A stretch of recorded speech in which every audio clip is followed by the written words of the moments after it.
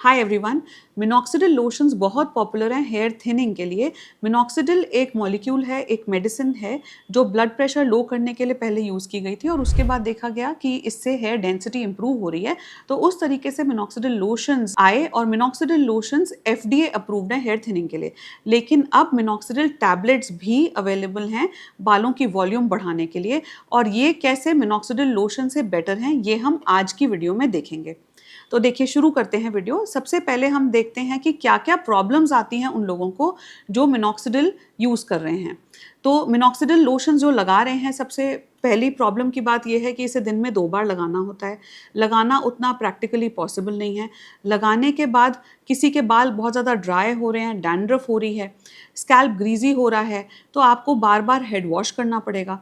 काफ़ी सारे लोगों में मिनॉक्सिडिल लोशन लगाने से एलर्जीज हो जाती हैं, स्कैल्प में इरिटेशन, ड्राइनेस हो जाती है, तो वो ज़्यादा लंबा मिनॉक्सिडिल लोशंस लगा नहीं पाते।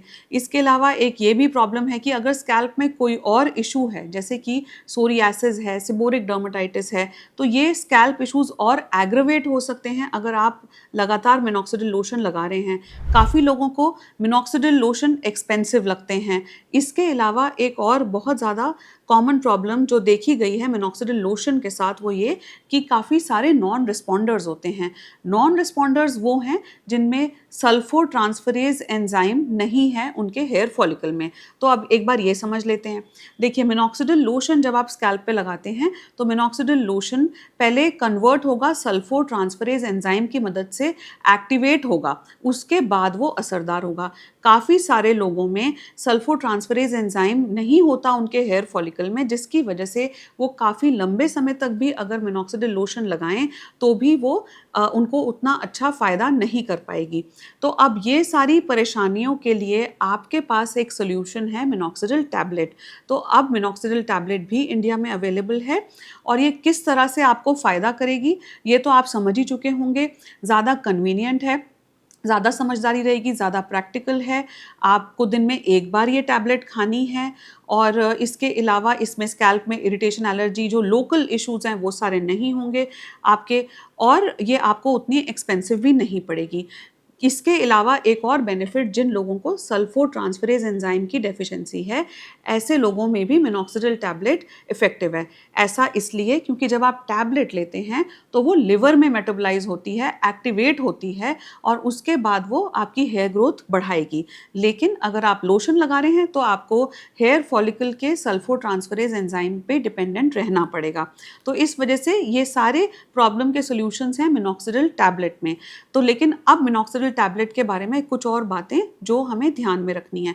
देखिए, सबसे ज़रूरी ये है कि कोई भी टैबलेट आपने खुद से नहीं लेनी। कोई भी टैबलेट आप कंज्यूम करना चाह रहे हैं, उसके बारे में सोच रहे हैं, तो एक एक्सपीरियंस्ड और क्वालिफाइड डर्मेटोलॉजिस्ट को कंसल्ट करें, क्योंकि मिनॉक्सिडिल टैबलेट या कोई भी और टैबलेट से पहले आपके डॉक्टर आपका स्कैल्प असेस करेंगे, आप उसके लिए सही कैंडिडेट हैं या नहीं, आपको उससे बेनिफिट मिलेगा।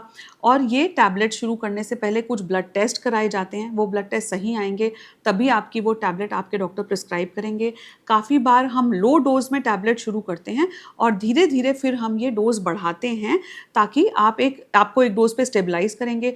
0.625 mg से लेके 5 mg तक की डोजिंग में हम ये टैबलेट्स दे सकते हैं। लेकिन ब्लड प्रेशर लोअर करने के लिए इससे काफ़ी ज़्यादा हाई डोजेस 40 से लेके 70-80 मिलीग्राम तक की डोजेस दी जाती हैं। इसलिए इन टैबलेट्स को खा के हेयर की वॉल्यूम में आपको डेफिनेटली इम्प्रूवमेंट मिलेगा, लेकिन बीपी लोअरिंग इफेक्ट इसका उतना नहीं है। अब इसके अलावा कुछ और बातें जो ध्यान में रखनी है, तो ब्लड टेस्ट करवाने के अलावा जब आप टैबलेट पे होंगे तो आपके डॉक्टर कंटिन्यूसली आपके ब्लड टेस्ट बीच में भी कराएंगे, देखने के लिए कि कोई और प्रॉब्लम तो नहीं है। इसके अलावा ग्रेजुअली आपकी डोज बढ़ाई जाएगी। अब कुछ साइड इफ़ेक्ट्स जिनका ध्यान आपको रखना है, आपके डॉक्टर आपसे पूछेंगे उन साइड इफ़ेक्ट्स के बारे में, जैसे कि किसी किसी को पोस्चरल हाइपोटेंशन हो जाती है। पोस्चरल हाइपोटेंशन क्या होता है कि आप लेट के जब उठेंगे, बैठेंगे अचानक से, तो बीपी आपका फॉल कर सकता है। इसके अलावा कुछ और साइड इफ़ेक्ट्स जैसे हाइपरट्राइकोसिस में ये होता है कि जैसे आपने मिनॉक्सिडिल लोशन में भी सुना होगा कि जब आप वो लगाते हैं तो अगर वो ट्रिकल करेगा आपके चेहरे पे तो चेहरे पर भी बाल आ सकते हैं। तो हाइपरट्राइकोसिस एक साइड इफ़ेक्ट है जो अनवांटेड साइड इफ़ेक्ट हो सकता है फीमेल्स में, क्योंकि बाकी बॉडी एरियाज़ में भी बालों की ग्रोथ बढ़ सकती है, लेकिन वो कुछ एक पर्टिकुलर डोज पे ही होता है। उससे कम डोज में आपको हाइपरट्राइकोसिस का साइड इफ़ेक्ट भी नहीं दिखेगा, और अगर आप डॉक्टर की निगरानी में दवा ले रहे हैं तो आपके बाकी सारे साइड इफ़ेक्ट्स भी देखे जाएंगे। अब इसके अलावा बीपी लोअरिंग के अलावा और हाइपरट्राइकोसिस के अलावा कुछ और चीज़ें जो आपके डॉक्टर देखेंगे, जैसे कि प्रेगनेंसी लैक्टेशन में ये दवाई शुरू नहीं की जा सकती, और अगर किसी भी तरह का हार्ट डिजीज़ है, लंग डिजीज़ है या किडनी का डिजीज़ है तो भी ये दवाई नहीं शुरू की जा सकती। मिनॉक्सिडिल लोशन के कुछ साइड इफ़ेक्ट्स हैं जो आपको मिनॉक्सिडिल टैबलेट में भी देखने को मिल सकते हैं, तो उसके बारे में भी एक बार बात कर लेते हैं। मिनॉक्सिडिल लोशन लगाने से किसी को लाइट हेडेडनेस, हेडेक रह सकता है, तो वो प्रॉब्लम मिनॉक्सिडिल टैबलेट में भी आ सकती है। सबसे कॉमन प्रॉब्लम मिनॉक्सिडिल लोशन की वो ये कि hair shedding phase. Hair shedding phase क्या होता है कि देखिए, मिनॉक्सिडिल का काम है आपके बालों के एनाजन फेज़ को बढ़ाना। एनाजन हमारे बालों का अच्छा फेज़ होता है, ग्रोथ फेज़ होता है, तो मिनॉक्सिडिल हमारे बालों के एनाजन फेज़ को बढ़ाती है।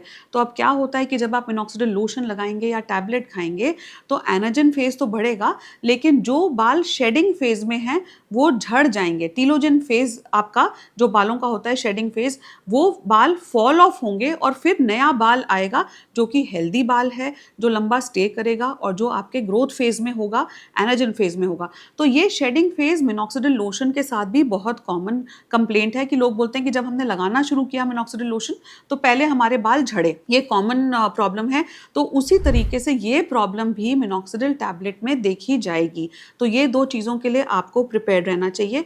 अब एक और बात, मेल और फीमेल की डोजेज़ अलग-अलग होती हैं, तो इसके लिए भी और काफ़ी सारे और इम्पॉर्टेंट रीज़न जो हमने वीडियो में डिस्कस करे, इन सब के लिए प्लीज़ आप खुद से टैबलेट शुरू ना करें और एक एक्सपीरियंस्ड और क्वालिफाइड डर्मेटोलॉजिस्ट को कंसल्ट करें। एक और इम्पॉर्टेंट चीज़ जो बताना चाहूँगी, हमेशा जब आप कंसल्ट करते हैं डर्मेटोलॉजिस्ट को तो हो सकता है कि कोई और अंडरलाइंग कॉज हो जिसको हमें साथ में ट्रीट करने की ज़रूरत है। जैसे कि मिनॉक्सिडिल टैबलेट्स बहुत सारे तरह के हेयर फॉल में फ़ायदा करेंगी। Male pattern baldness, female pattern baldness जिसमें गंजापन हो जाता है आदमियों में, माथा चौड़ा होने लग जाएगा और आपकी हेयर थिनिंग जनरलाइज्ड होगी, और फीमेल्स में जिसमें मांग चौड़ी हो जाएगी फीमेल्स की, पोनीटेल पतली होती जा रही है, इन सब में मिनॉक्सिडिल टैबलेट्स काम करेंगी। और भी बहुत सारे तरह के हेयर फॉल हों जिनमें मिनॉक्सिडिल टैबलेट अधिकतर केसेस में काम अच्छा करेगी, लेकिन अंडरलाइंग कॉज को ट्रीट करना साथ में बहुत ज़रूरी है। जैसे कि अगर कोई हार्मोनल प्रॉब्लम है, अगर कोई न्यूट्रिशनल डेफिशिएंसी है, आयरन डेफिशिएंसी है, थायराइड इशू है, या किसी भी और कारण से आपकी हेयर थिनिंग हो रही है, तो आप जब डर्मेटोलॉजिस्ट को कंसल्ट करेंगे तो आपके डर्मेटोलॉजिस्ट सारे कॉजेज़ को रूल आउट करेंगे, आपके स्कैल्प को एग्जामिन करेंगे, उसके बाद डायग्नोसिस सही बना के उसके बाद डिसाइड करेंगे कि आप मिनॉक्सिडिल टैबलेट के लिए सही कैंडिडेट हैं या नहीं, और उसके बाद आपके टेस्ट होंगे और किस डोज में आपको मिनॉक्सिडिल शुरू की जाए वो सब आपको बताया जाएगा। इसलिए ये बहुत ज़रूरी है कि आप एक डर्मेटोलॉजिस्ट को कंसल्ट करें। I hope the video was informative. Skin और हेयर के ऐसे और इन्फॉर्मेटिव कंटेंट के लिए आप हमें यूट्यूब और इंस्टाग्राम पर भी फॉलो कर सकते हैं। हमारा यूट्यूब और इंस्टाग्राम हैंडल है दादू मेडिकल सेंटर और DMC trichology. Thanks for watching.